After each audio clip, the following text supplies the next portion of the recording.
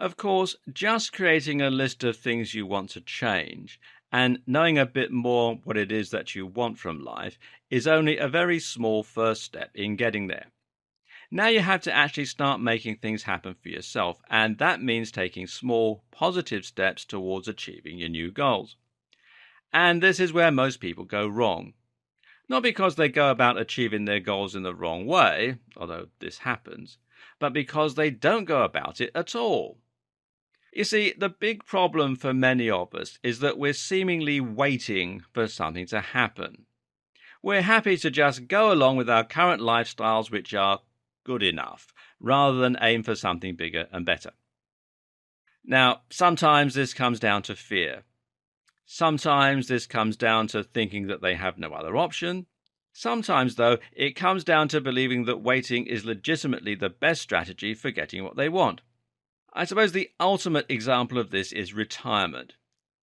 How many people do you think live their lives cautiously because they're saving for retirement? How many people put off going on holidays and traveling the world because they think it's better to wait for that payoff?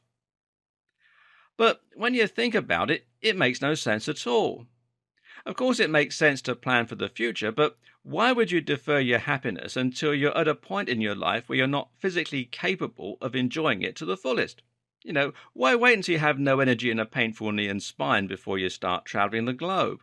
It just makes no sense when you could take action now and start having the things you want immediately. Instead, you could start seeing the world now. You could take a sabbatical or just prioritize your travel on the experiences you want, rather than spending money on other things or saving as much. Don't wait for that perfect moment. Do the things you want to do now and live the life you want to live. Another example of this is wealth.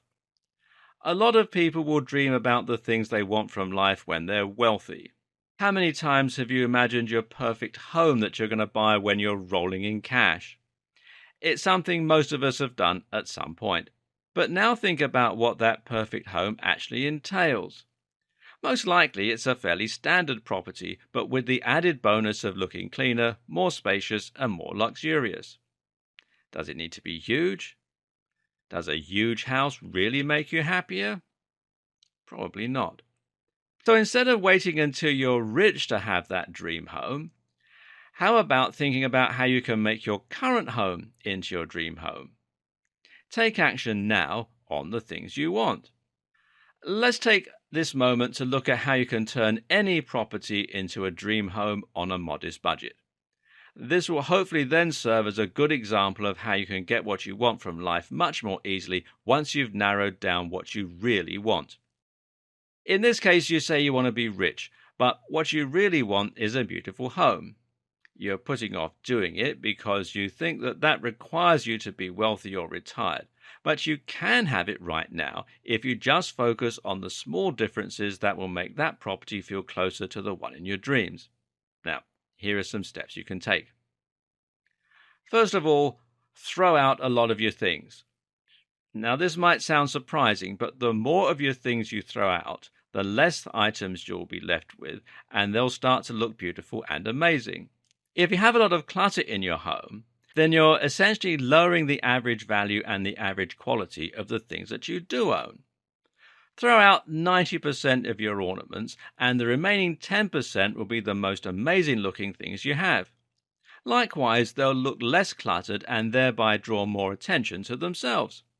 They'll also be much easier to clean. You could go more minimal. Now, in general, going more minimal with your decor can help you to make your home look much bigger, and it also makes it that much easier to clean. It's also a very modern look that's much more affordable. So stop spending large amounts of money on collections of items that you don't need, and instead save up for just a few beautiful things. Then you should prioritize. If it's your home that gives you the most pleasure, then how about prioritizing it and spending a bit more money on it right now? That might mean cancelling your television subscription, for example, and putting that cash into a cleaner. Or it might mean not going on holiday this year and getting double glazing instead. You should also learn decor. Now, this is a big one.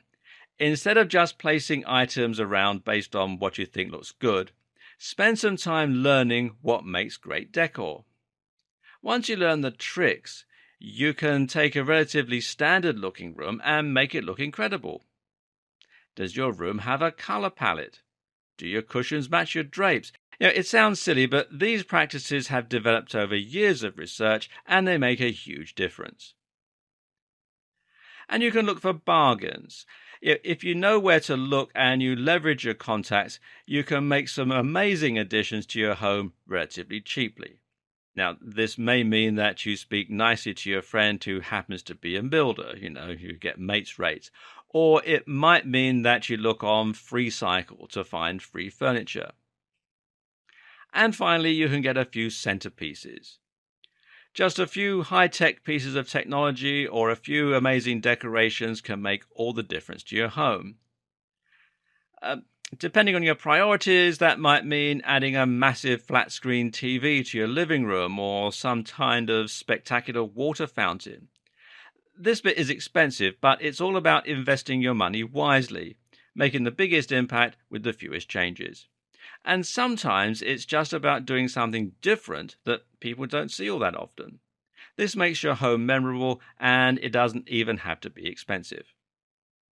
Suddenly, that home that you thought was off limits starts to feel a lot closer. Sure, it's a compromise, but while you work on becoming that millionaire, you'll be much happier with the property that you're in. Stop deferring your happiness. Ask what you can do right now within your means to be happier. The same kind of approach can be applied to your dress sense. Just a few clever changes can make your outfits that much more impressive, and it also applies to your lifestyle.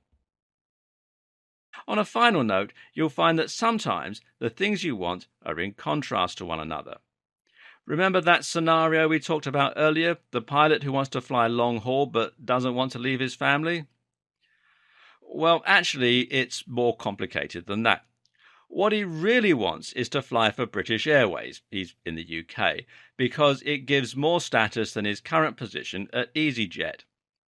Moving there and flying long haul would be the next logical step in his career, but it also means upending his family, because British Airways don't fly from Manchester, which is where his wife wants to live, and it would mean spending long times away from home. Now, logically, it makes sense to stay where he is, especially as the salary is just as good. But his heart is telling him to take BA for the excitement of moving forward in his life. So, what does he do? Of course, there's no right answer here. Whatever he does will mean choosing one thing over another and sacrificing some aspect of his ideal lifestyle. So, what do you do in situations like these? Well, often the answer is try your best to do both. How in this case can you possibly do both? Well, one answer might be to move to BA for a couple of years and fly long haul, and then subsequently give up long haul and settle down with the family. Another option would be to move to a third airline, such as Virgin. Here, he'd still get the status and he'd still get to fly further, but he would be able to live in Manchester. And maybe he doesn't fly long haul, but flies further than Europe. As you can see, there are almost always compromises when you're torn in two directions. Wherever possible, the answer to either or should be both.